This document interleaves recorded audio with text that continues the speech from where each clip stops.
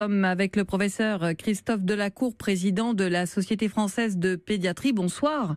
Bonsoir. Alors on va être très concret avec vous, professeur. Qu'est-ce que les parents qui donnaient ces laits à leur bébé doivent faire ? Alors dans l'immédiat, ils doivent trouver une pharmacie de garde qui permette de prendre un produit de substitution, et ces produits sont nombreux.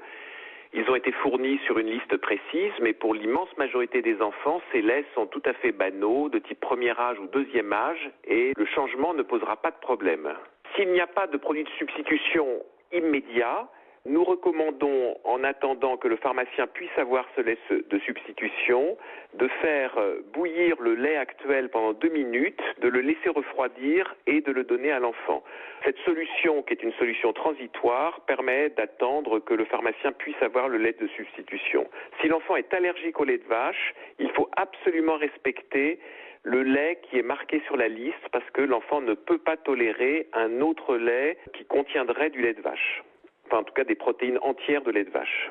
Qu'est-ce qui doit alerter les parents dans les prochaines heures ? Alors, les enfants qui consommeraient actuellement des laits concernés par cette firme Lactalis et qui auraient une diarrhée avec de la fièvre doivent consulter pour les mesures de prise en charge de cette diarrhée, c'est-à-dire notamment la réhydratation avec les solutés de réhydratation orale. Il y avait déjà eu un rappel la semaine dernière, là il est beaucoup plus massif. Est-ce que ça doit inquiéter les parents ?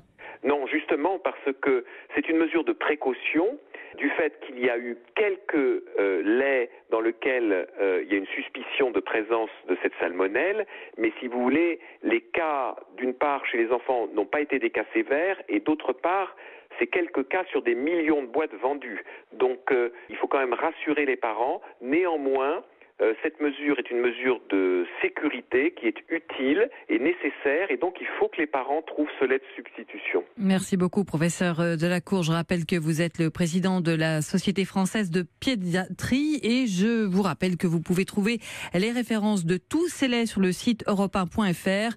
Un numéro vert a aussi été mis en place par la Direction générale de la santé, le 0800 636 636, 0800 636 636. Il faudra peut-être vous armer de patience car il est le plus souvent occupé.